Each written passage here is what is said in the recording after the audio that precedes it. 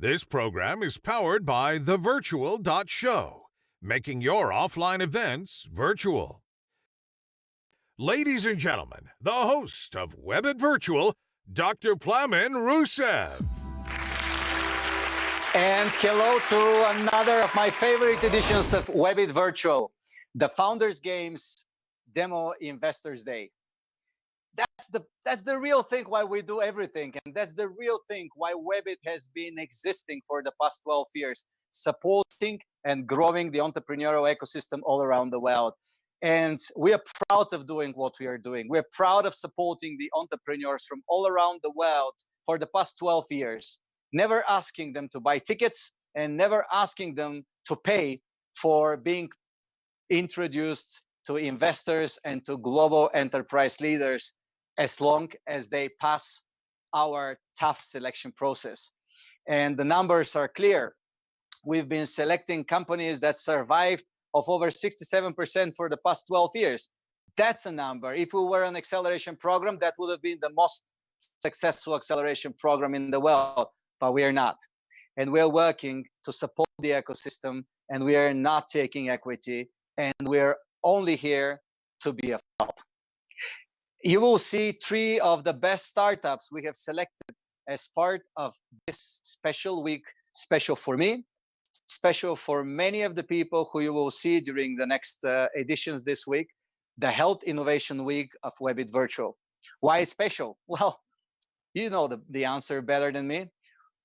All the challenges we are facing, all the current lockdowns, most probably would be in a position to be solved in the next few years because of health innovation, because of health security improvements, and because of these amazing people you shall see today and you are seeing in the future as part of WEBIT Virtual.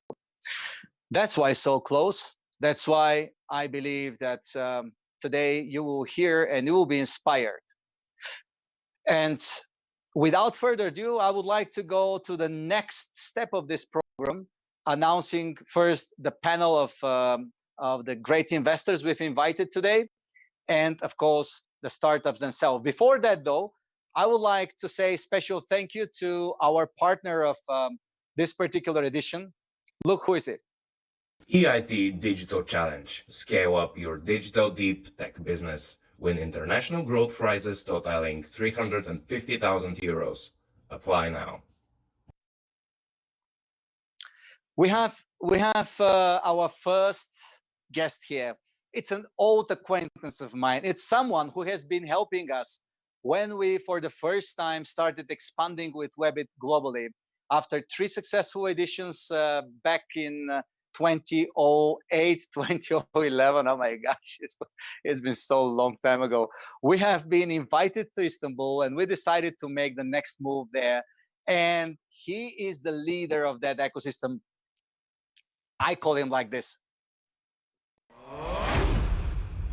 Cem Sertoğlu is an entrepreneur and venture capital investor focused on technology ventures in emerging Europe since 2006. He is currently a co-founder and managing partner at Early Bird Digital East Fund in Istanbul. Previously, Cem was the founder and CEO of Select Minds, now part of Oracle in New York. Hello and welcome, Cem. Hi, Plamen, how are you?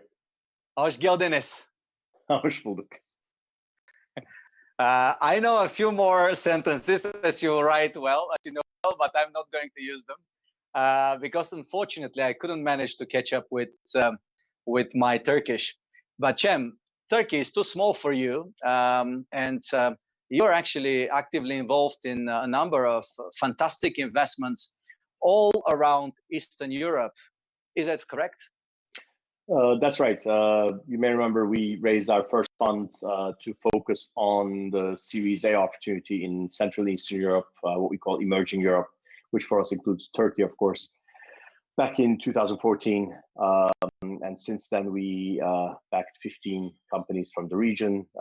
We're really trying to partner with the most ambitious teams, trying to build global businesses coming out of the region, as well as those who might recognize an opportunity in their current home markets We recently last year raised our successor fund, again, sort of focusing on the first proper institutional Series A rounds, 4 or 5 million lead check sizes for their to be the lead investor in their A rounds for globally aspiring ICT focused companies.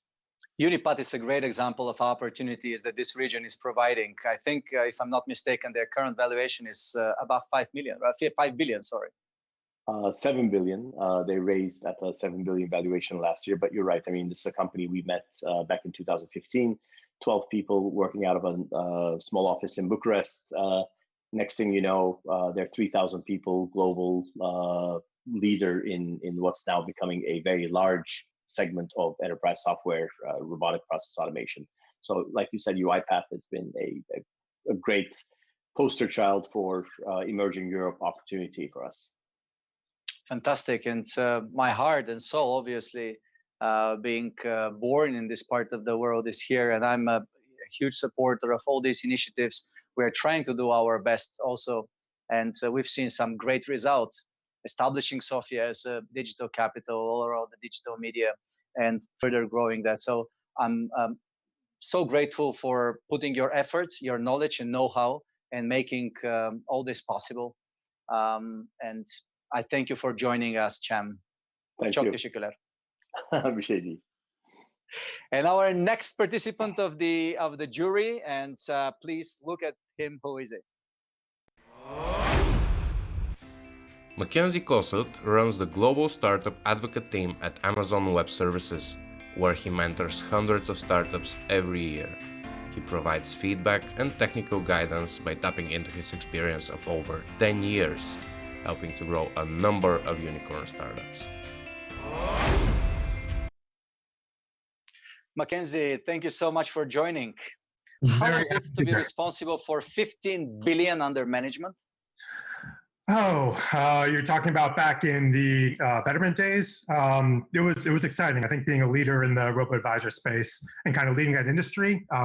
What inspired me the most was when I started traveling for Amazon and representing startups for AWS, coming across all these other fintech startups based in Germany and other parts of the world who were replicating the Betterment model. And so it's one thing to build a product and see it, take off here in the States, but then to see so many other people replicating that in their own territories and countries, that's when you've done something right.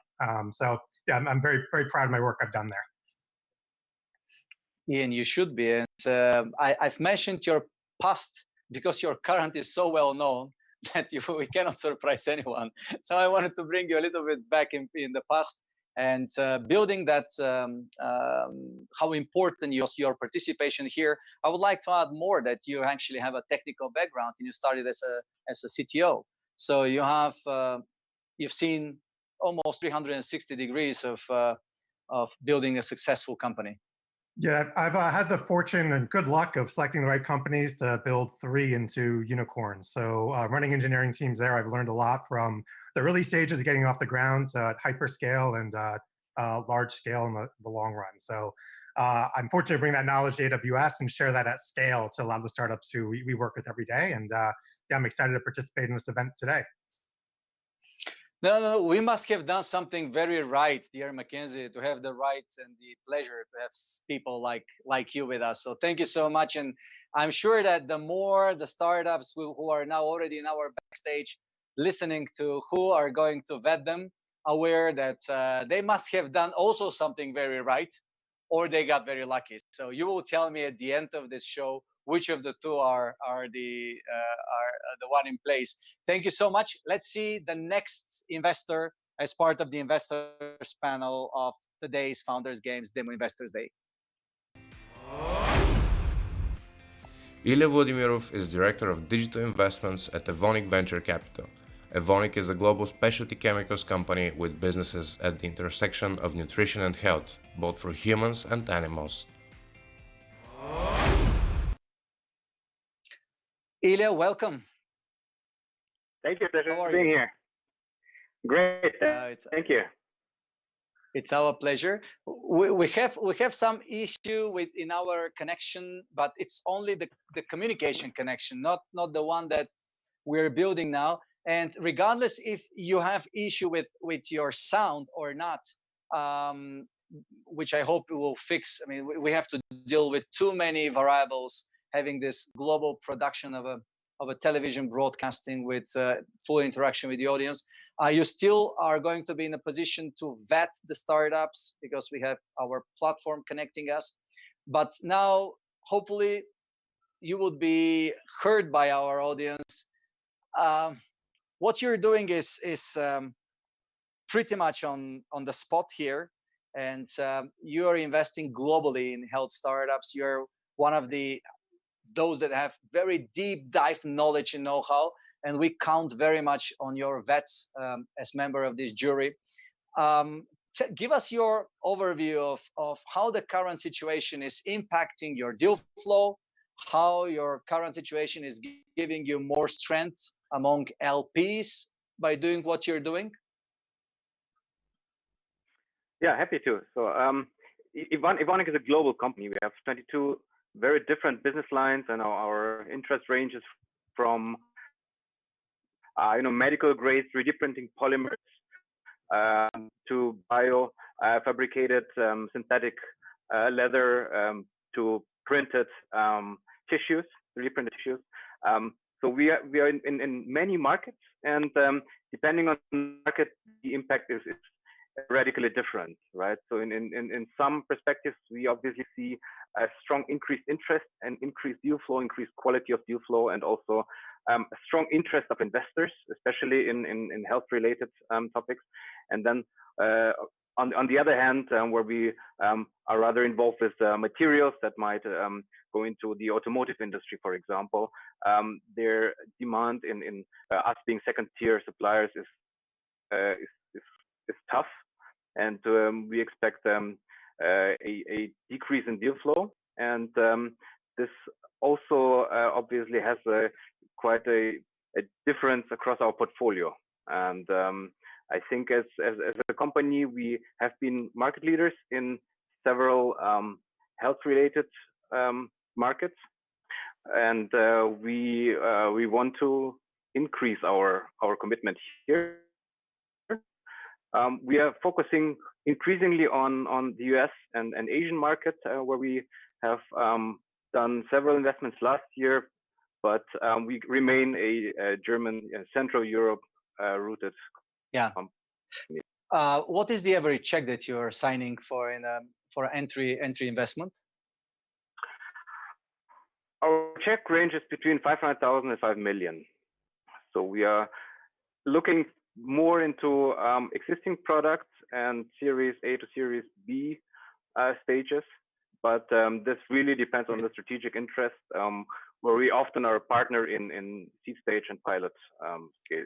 Thank you very much. Thank you very much, Ilja, and thank you for joining the jury. Allow me to introduce the last member of the jury, and we start with the real games, the founders games and the startups who shall be pitching in front of you, making sure that they have your true and open and honest feedback, regardless of how painful or amazing it is. And at the same time, hopefully they have your investment, because all of them are looking for investments, and all of them are in a position to fit in your portfolios and the level of investments you're making. And now our last participant in the jury. Reid Jackson has been working with startups for most of his life, both as a founder and an investor. Before OpenOcean, he worked for IDG Ventures USA in San Francisco, focusing on the enterprise software and video game industries. Prior to that, he was the co-founder and CEO of Negotiable Software. Welcome, Reid. Thank you for joining. Thank you for having me. Good to be here.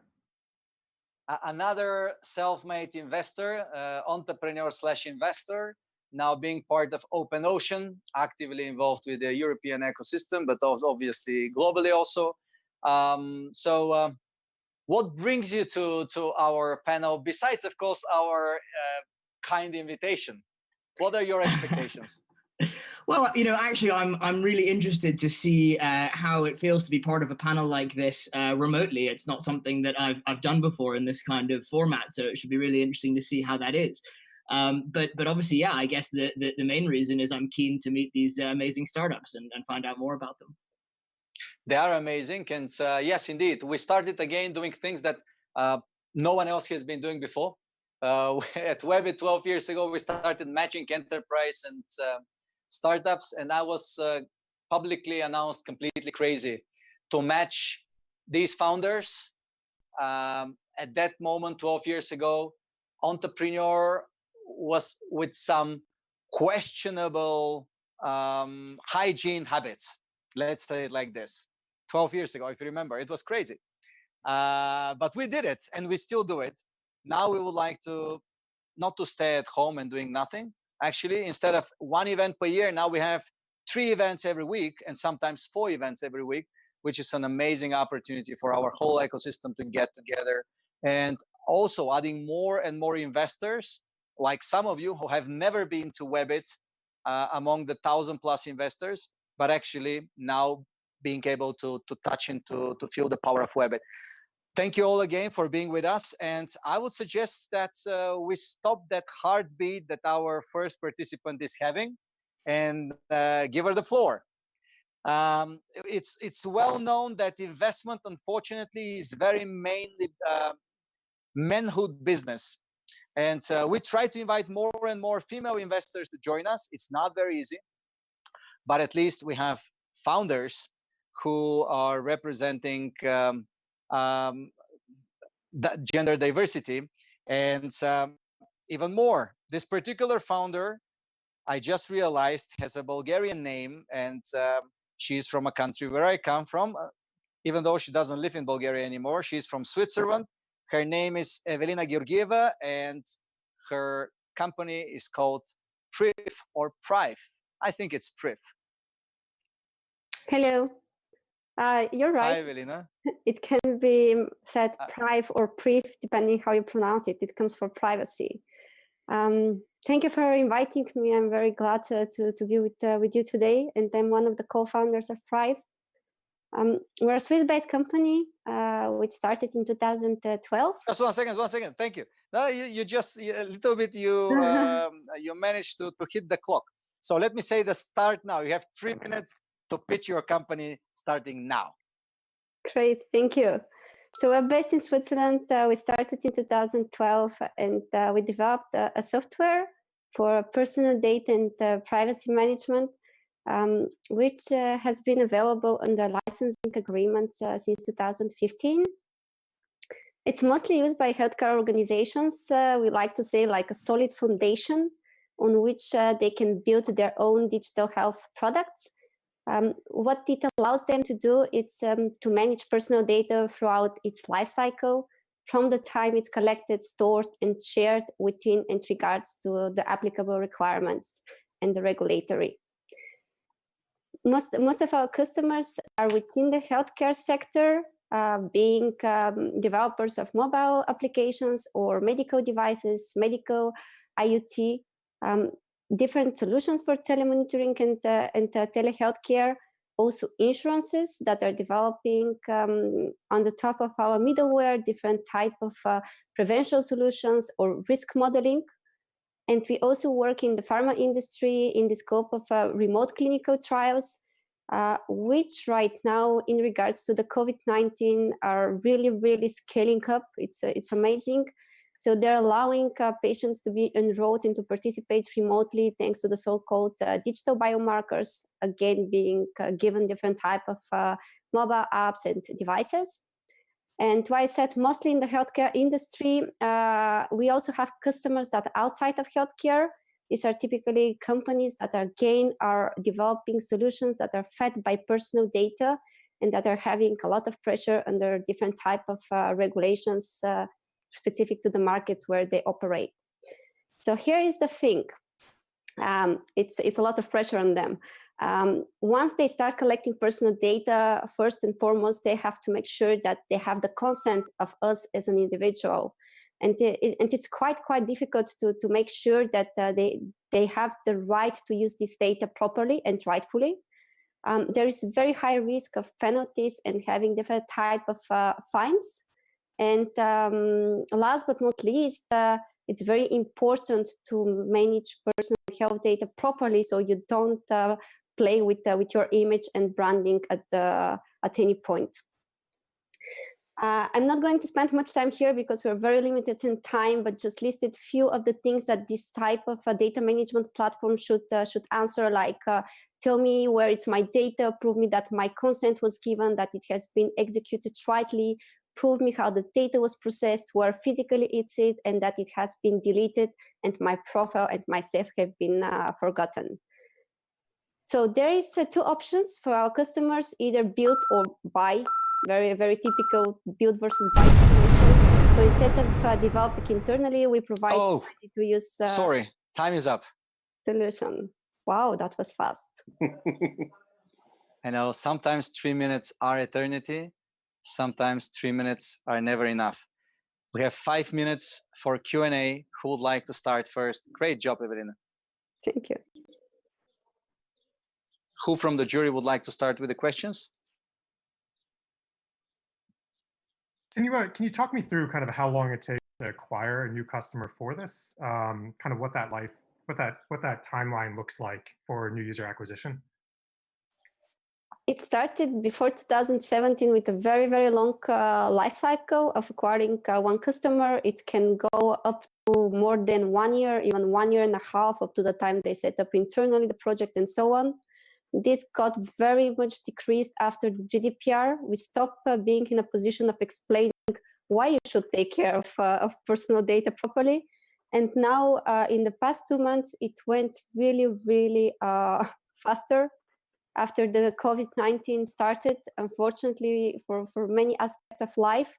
But in regards to the usage of our software, we're glad to say that now we help digital health solutions reach to market only in few days or weeks.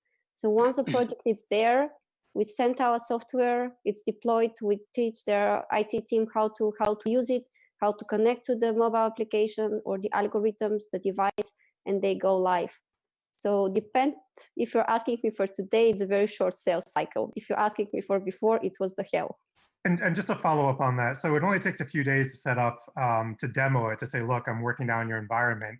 How long after that before a company says, okay, I'm committing to purchasing this to a contract? Like how long does it take them usually to pull the trigger to secure a deal for you? It's a bit the other way around. So we start and we initiate the discussion based on their requirement. We demonstrate how exactly it works. And then we're entering the commercial agreement already. Then the software gets deployed on the infrastructure of their choice. Probably it's the right time just to show you something. It will help this slide. They choose the hosting infrastructure where we deploy the software, and then it's up and running. It's really a matter just of contractual agreement. And so that timeline, what's that full timeline that you work with from the start to the final deployment? Just out of curiosity. If I have to make an average, it will be 1 to 6 months. Got it. Okay, thank you. Thank you very much, Ilja. Please go ahead. Yeah, two big questions from my side. Technical understanding. If I'm your customer or the user of the software, then can I transfer the data from one doctor, let's say, to another from one? Or is it the entity that is actually paying for this middleware? I'm not sure if I understood fully the question because it interrupted, but let me repeat it. So if you're one of our customer, can our software allow you to share from one doctor to another doctor through our middleware? Was that the question? Yes, pretty much. Yes. Okay, so the answer is yes. So it relies on a very granular consent mechanism that is here. So once your user, the patient, starts filling the data in, you're going to request what access right you apply to the different stakeholders. And for example, in this scenario, you can say send all this bunch of data to the general practitioner, but only a subset of this data for a secondary opinion or for a specific analysis by a specialist. So yes, you can do that, and even the other way around. If you want to request the patient to give more data, you can request it. Does it answer your question, or was it that the question that that you wanted to ask me? We have only 1 minute left, so Yeah, maybe one more thanks. question. And who is paying? Who is paying? Who is paying for that? It's the company. So here it's a business organization. It's a healthcare institution that makes their own product, and we provide this layer, a middleware, a foundation. So it's piece of their own product and services. They buy a license. It's the business organization that buys license, and they can provide a service to patients, doctors, and so on. Just very quickly, if I can, quick follow up, if possible.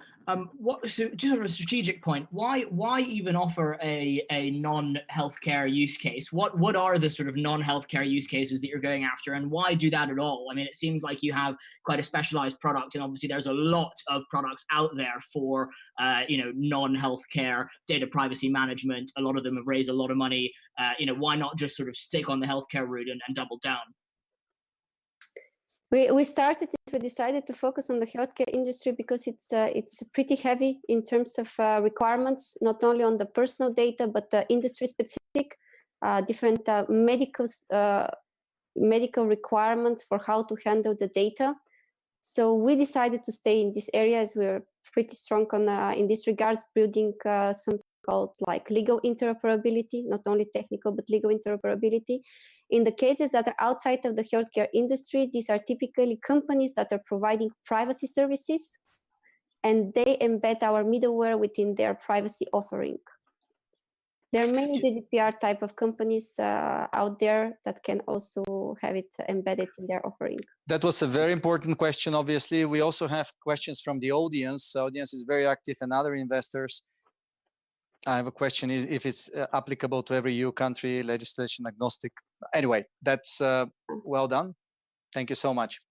We're a little bit beyond the time, and now I have to do the same exception for all the companies. So, dear wonderful investors, please stay fit to the time. My only request now is to have you filling up the VETs for this first startup that pitched, so we can have the numbers and work on them. As yes, all of you know, we're vetting 5 major and important factors: scalability, how unique is the idea, how good is the business development, how good is the marketing, and team capacity. Because all these startups that we are seeing today are late stage startups. They're growth companies with above 3 million of investment already in each and every one of them, up to 6 million in this particular cohort.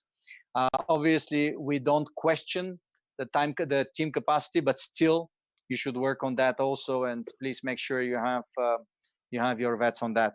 Now, I would like to introduce the next startup who is going to be here with us on the stage. And without further ado, just let me switch through the screens.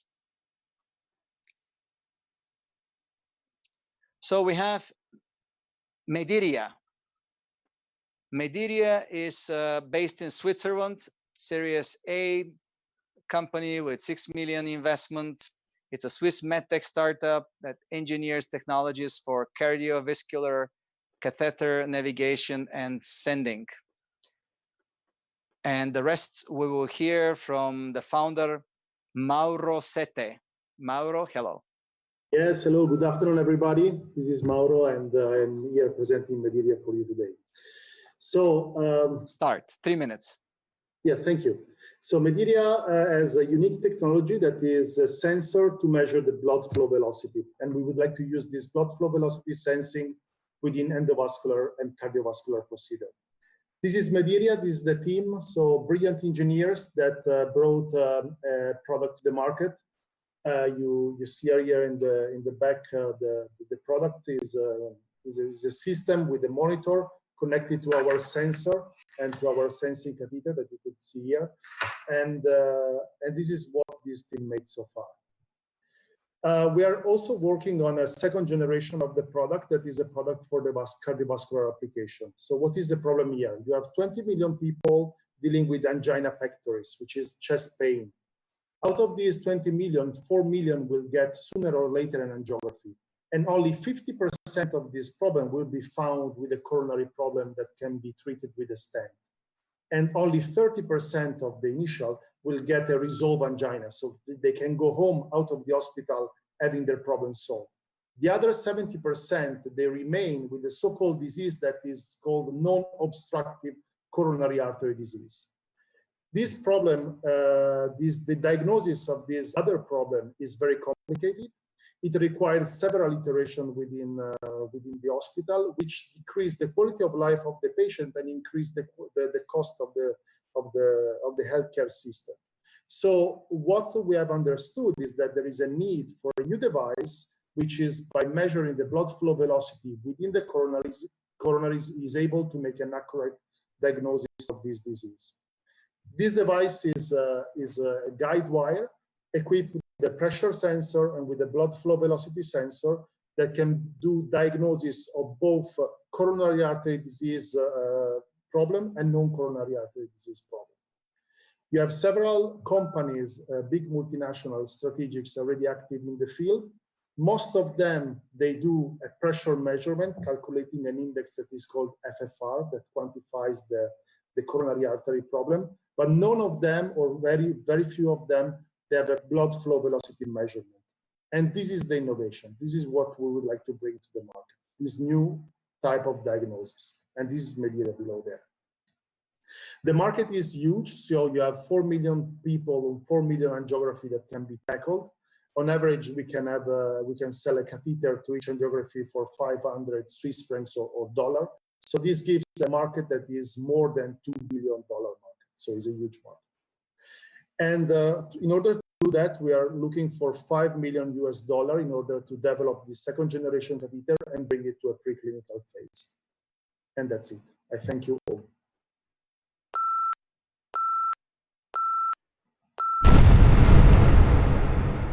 We needed to wait for the bump. Today they have played with bumps in my office in the studio.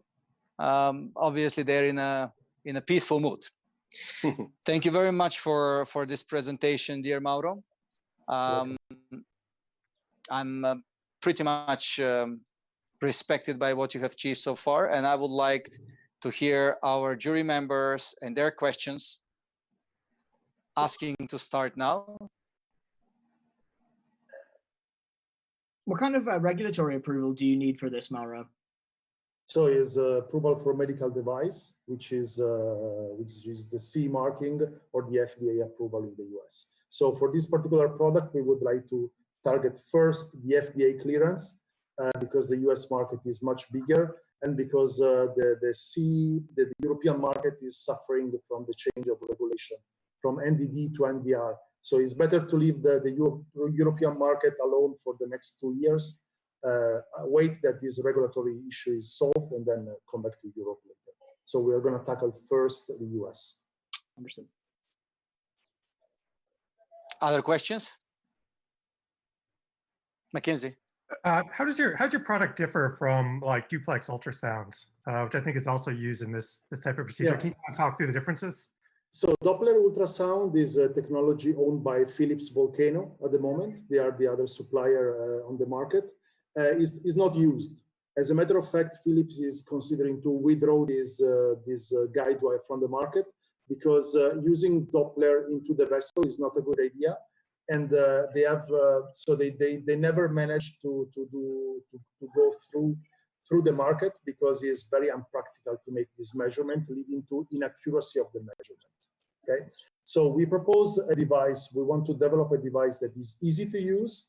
Okay, that each and every surgeon is able to make an accurate measurement, and this will be the differentiator with the Doppler ultrasound. And we believe that this ease of use will be the trigger that will drive the penetration into the market. Questions? Mauro, Yeah, please. Yeah, Mauro, I'm not an expert in medical devices by any means, but is the device a freestanding device that comes with its own equipment for sort of readings and output, etc., or does it is it just an appendix to an existing procedure environment electronically? Yeah, good question. But we really thought carefully about that, and we have, let's say, we have a flexible solution. We can be standalone as a device, so because we have a reading unit which is connected to a medical grade PC. So medical grade PC is just running an app, but the reading unit is streaming data through Ethernet to the medical grade PC. So we can actually provide both to the hospital on a card so that we can enter the surgery theater in an independent way, or we can just give the Ethernet cable to any of the companies which are already present with visualization system into the hospital, like Philips, GE, like Siemens, and they can display our information on their screen. So we're open to collaboration with this company. And actually, integration is what also will be the driver of the penetration of this device. Thank you. Really Ilja, please go ahead. Following up on Tim's question, so will you be producing and selling devices? And if so, to whom? Or will you be selling, for example, licenses? Yeah. So what is the business model? No, the idea is to develop a full device, okay, and to set up a production. So in this type of business, there are a lot of contract manufacturer. So to use one of these contract manufacturers to produce the medical device itself, but the design and the legal manufacturer will be Medyria. Okay, but when it comes to setting up a clean room to produce this, then we're going to use somebody else. And so because what we are targeting is an acquisition. So when a strategics will acquire Medyria, they will have a system ready to scale up. Okay, this is what we are targeting. So we are not tackling. We don't want to license the technology. We want to develop a full product and give like a car ready to be driven to another company, which will just boost the commercialization. So who are your competitors currently? Yeah, so as you see in the presentation, we have two main competitors, which is Volcano Philips, that are based on the Doppler technology, which we saw that has some drawbacks, and we have Abbott. And Abbott, they have another device, and they're pushing very much the flow measurement on their side. I've asked you because obviously you're fighting with big birds. Yeah. How do you see your chances of winning over? Because you're fighting for a same market, which is clear. So our strategy is to do a case study, so to develop to develop a device, to bring it to clinical trials, to have the so-called key opinion leaders testing our device and promoting this device in conferences, okay, and to prove that the device works and brings the expected result, okay? And then I'm sure that afterwards we will be approached by strategics, which are the competitor of the companies that have already the technology, that they will need to have this add-on technology in order to stay into the market. Okay, we have a number of companies that have already a pressure measurement, and in order to continue to sell their pressure measurement, they need also to combine them with a flow measurement. This is the strategy. Thank you very much. When was the last time you were pitching in front of 3,400 people? Never. No. Now you have a landmark. 3,000 is pretty nice number. Thank you. Not bad, isn't it? Yeah. Great job. Thank you so much. Thank you to the jury members for asking the questions. I would like, dear jury members, again, to kindly remind you to fill in your VETs for the current presentation of Medyria and Mauro. Mauro, thank you so much. Please stay with us. We shall be announcing the winner shortly after. If you think that it's a pressure only for you, no, it's not. We try to make sure that we're all facing the same challenges. So the investors needs to make sure they do the best bets. The only thing they don't face now is they're not investing their money, they're investing my money. So that would make their decision way a better. little bit more favorable. What did you say, Mackenzie? This is way better. No, I know you don't mean it. I know that you don't mean it. Actually, the biggest issue with the last year in-person WEBIT festival was that the winner, WeFarm, most of the people who wanted to invest from the WEBIT community, they couldn't manage to do so. They have oversubscribed the 12 million before many of even the jury members who were there couldn't manage to do it. So yeah, that's a pressure for you now. Look at these amazing startups. The last one comes from, this one was from Switzerland. The first one was also from Switzerland. This time my team has carefully picked Swiss-based startups, but this one comes from US. And we have here in the studio Arup Roy Burman, representing Elemeno Health. Hello, Arup. How are you? Hey, I'm doing well, thanks. How are you? Great having you. And you have your presentation ready. You know how to deal with it. And I just clicked the start button. Awesome. So I am former director of the ICU at UCSF Children's, where we developed Elemeno. We're a B2B SaaS, point of care microlearning as a service. We get healthcare teams on the same page and keep them there. That saves time, saves money, and improves quality. The biggest problem in medicine today is this growing gap between organizational knowledge, what we know, and frontline practice, what we actually do. COVID only strains that gap further. And that gap results in practice deviation. That means errors and it means waste. You've all seen the tents, the PPE, the swabs in the nose. We know the practices, but do we actually execute the right way? Get the wrong angle on the nose? False negative. Why is the guy in the red hat not wearing a face shield? Why are 4 people being exposed when it only should be 1? We got to do it the right way. Traditional ways of training our frontline teams don't work. It's binders, it's flyers, it's posters above the toilet, it's mind-numbing staff meetings, and it's incessant emails. You cannot separate signal from noise. We help those frontline managers take their key learnings and deliver it in bite-sized chunks that they can quickly iterate, whether interactive checklists, videos, photos, images, and decision guides, making that manager an expert in the pocket available at ODARC 100. That's easy for staff to execute on. And we're growing. We're up to 800K of ARR. We have 0 client churn. We have clients in the US from Atlantic to Pacific to the Gulf Coast. We've got proven data points. We've decreased line infections, saving millions. We've got multiple other publications and presentations. Unlike the traditional training systems, which are top-down, centrally controlled, and about regulatory and compliance, we are bottom-up, point-of-care, mobile, user-generated content, no IT needed. We're a land and expand model, prove local value, no protected health information, no burden for IT. We can even deploy without IT.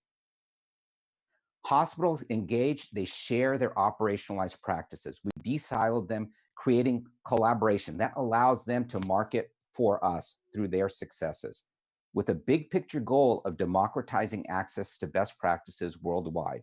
We've just launched a collaboration with the American College of Emergency Physicians to take a free version of our app to assist frontline EDs with COVID across the US.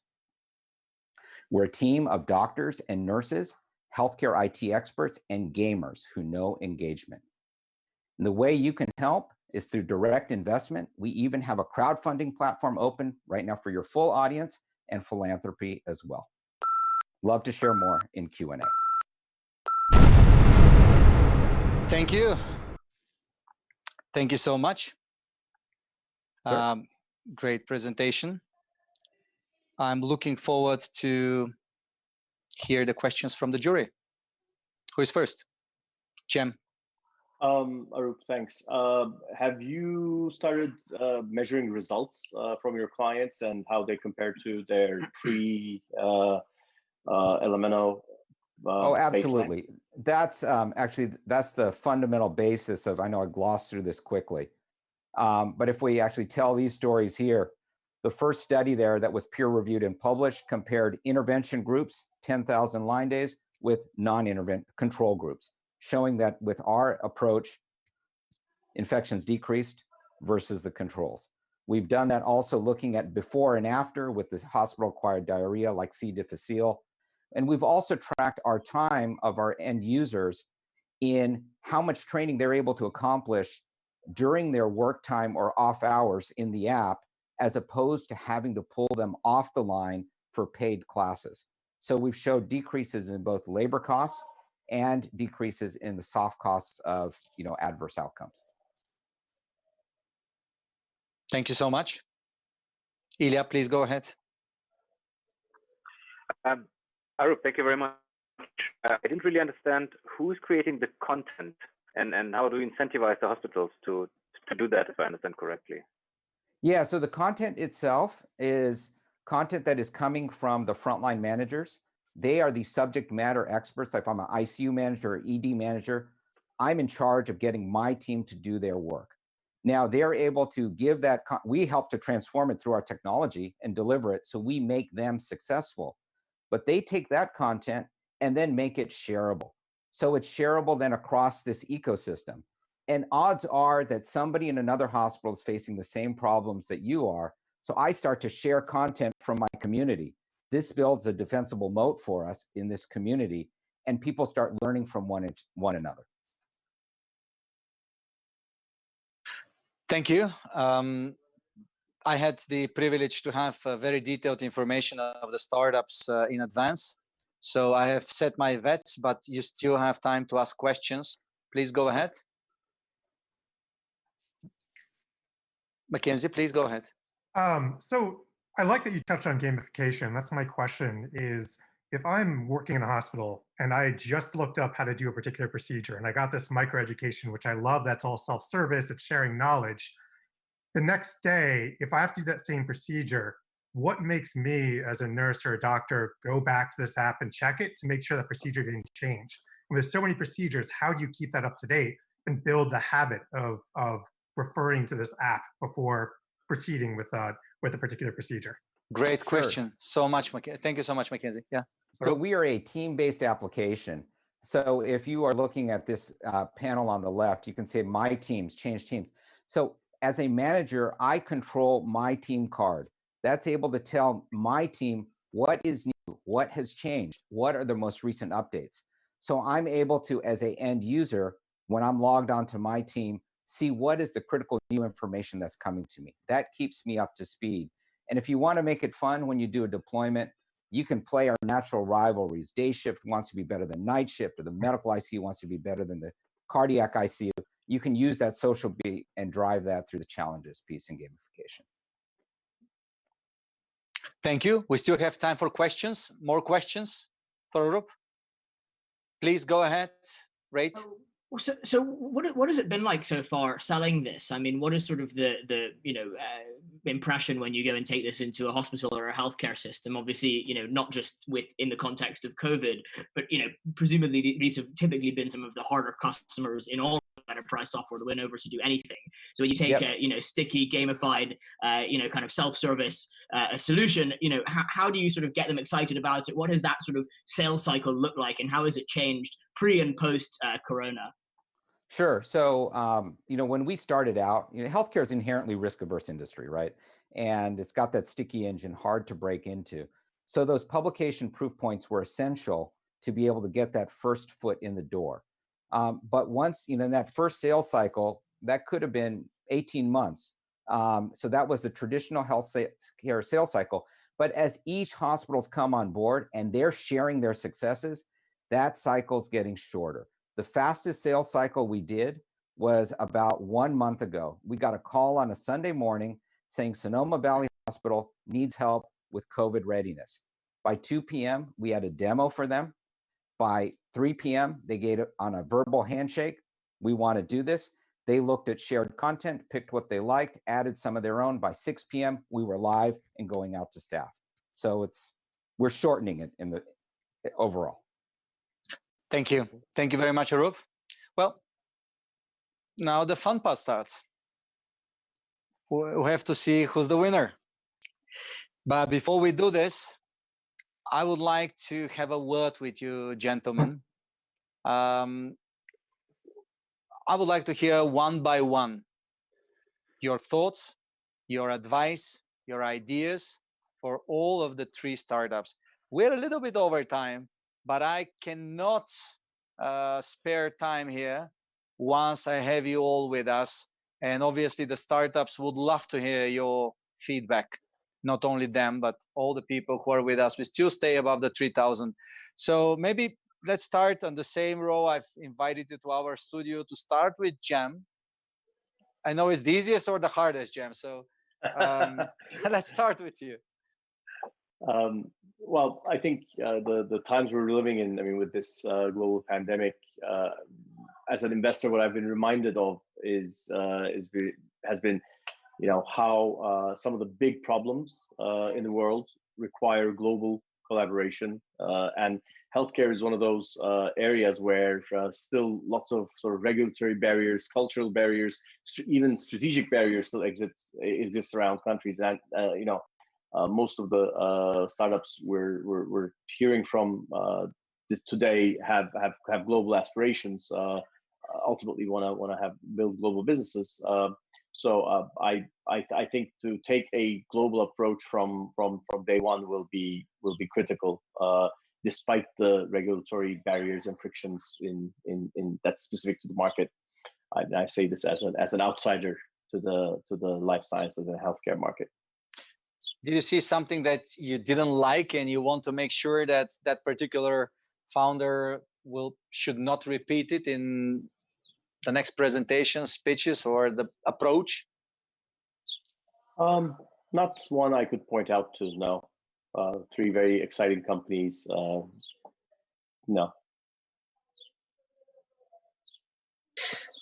Thank you. Who else? I think it's Mackenzie now. It's like a Mackenzie, can you please join me and tell me what you think? What's your reflection on the 3 startups? I'm going to talk in general for startups and kind of where we are today. You know, a lot of people look at, investments kind of drying up because of the COVID situation. But anytime you have this mass amount of disruption, anytime you have people changing the way they're living their life day by day, depending on new services and offerings and products that companies are building, there is so much opportunity right now. You know, I think as the world starts to return back to what it thought was normal before, they'll realize that the way they want to work, the way they want to buy stuff, the way they want to interact with healthcare systems, it's going to change. You know, they might be, whether it's more personalized, whether it's just a better work-life balance. There's so many things playing into this. And so as a result, there's so many opportunities are opening up for new companies to come in and fill those gaps. And so while the pessimist might say, well, this is really hurting the startup ecosystem, I'm really viewing it optimistically that there's a lot of people waiting for the opportunity to build something that's going to make a big impact. And COVID is, on the plus side, helping in that area. Okay, thank you. Thank you very much, Mackenzie. Have you also seen something you didn't like that you want to give an advice to the founders? No. What kind of investors I have today? Come on, guys. I mean, you must be ruthless, right? You must be like a hammer. And you're so kind and nice. All right, thank you so much. Behind closed doors. Let's see another hammer here, bringing Ilja in the studio. Yeah, thank you. Thank Yeah. you. So first of all, let's see if you're going to make it up to my expectations. Yeah. Well, first of all, speakers here was very nice presentations, and here I'm very much with them. I think it's really I'm grateful to see solutions to real world problems, and I think this is something that shows that I think they've been chosen very well. Thank you for that. They are all, each of the 3 presentations is playing in very different, let's say, corners. Pryv or Pryv is a middleware solution, and I would have to spend more time discussing the technological and the business model here, because I think middleware brings very specific challenges when implementing that in solutions, and how to make money in the long run. So this is something I have not really understand to be critical, but this is also just to the time limitation. Mauro, I really like your product. I'm not coming from the field, so but with that, I mean, my biggest concern would be the scalability, and I wish that you will find a good partner to do that, and ideally an investor that will support this. This would be my take on that. And Arup, I think this is an amazing product that you have here. I'm very impressed by the scalability, the network effect. So this is really also the perfect time, obviously, for the product. So you're lucky here. Happy for you. You know, what I'm concerned with is the long-term scalability of this product. So what happens post-corona? Will this scale into other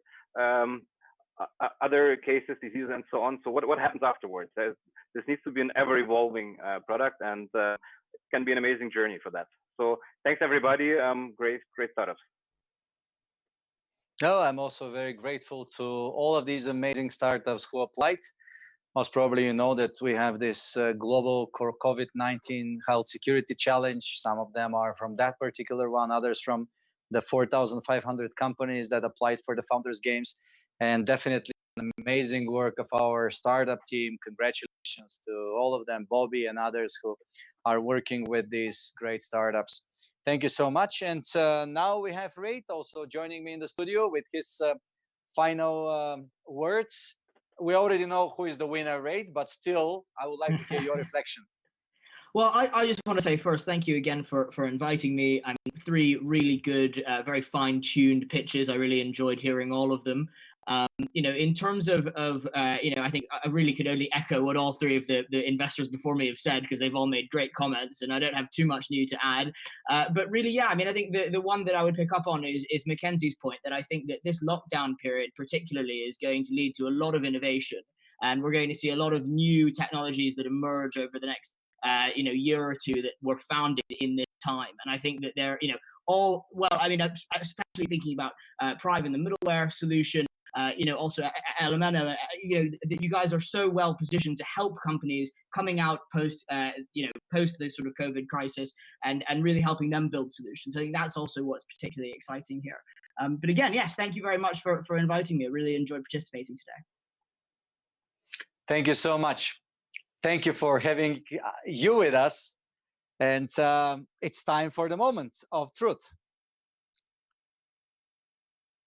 There's been, as you rightfully mentioned, some great ideas shared, wonderful teams, and strong and I believe very clear market success. But we had a tough job to select one. And we did. We have a winner. Maybe I should announce him the next edition.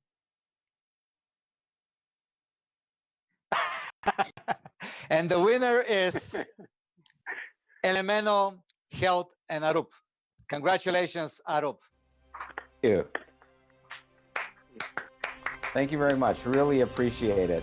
You know, as I mentioned, our vision, the reason we started this company was to be able to democratize best practices worldwide. How could we help take from those who are resource rich to be able to then share with those who are resource constrained, recognizing that much of the world, this is the most complex piece of technology that they own. So that's where we go. We started in the US. I'm thrilled to be able to reach a global audience through WEBIT, and really look forward to the day when we can really extend this product truly around the globe and help billions of people. Thank you so much, Arup. Thanks to Evelina, and definitely thanks to everyone who's been presenting here, because, I mean, being here, Mauro, all of you, means that you've done something great. And from now on, our ecosystem, which reaches to over 800,000, actually 900,000 people, are all at your disposal. Anything we can support you with. That's why you presented at that large stage. That's why you've done what you have done in front of our investors jury. You're members of the WEBIT family. Thank you, all of you. Special thanks to the investors panel.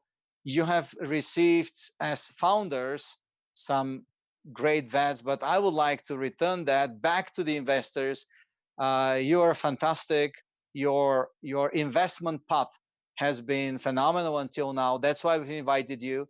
We're inviting investors who can really add value to these startups. And I'm sure that you are about to get in contact one way or another with these three and many others that we're welcoming at the WEBIT Founders Games. With these words, special thanks to all of you. I would like to announce our upcoming programs.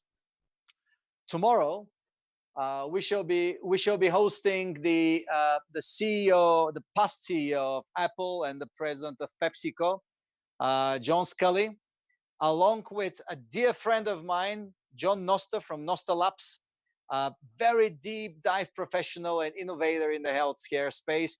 And we wouldn't do this without the host of the WEBIT Health program, my dear friend and phenomenal human being, Professor Shafi Ahmed, who shall be the host of tomorrow's WEBIT Virtual Health Innovation program.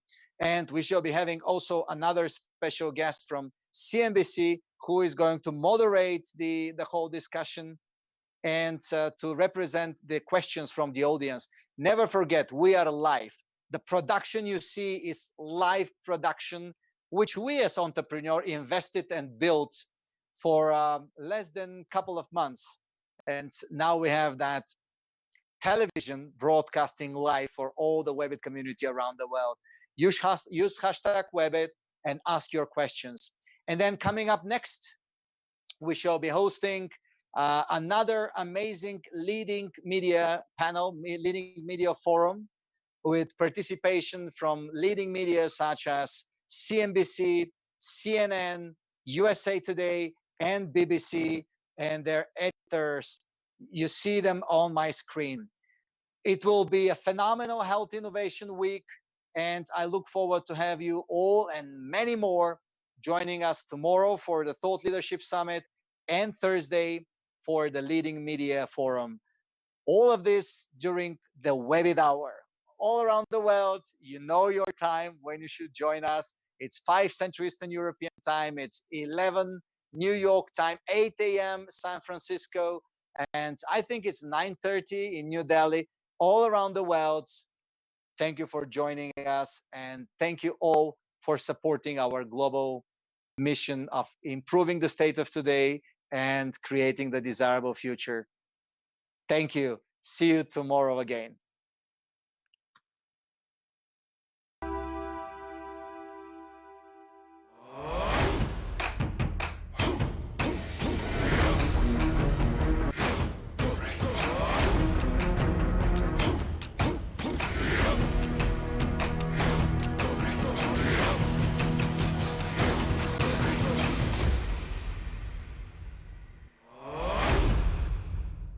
This program is powered by thevirtual.show, making your offline events virtual.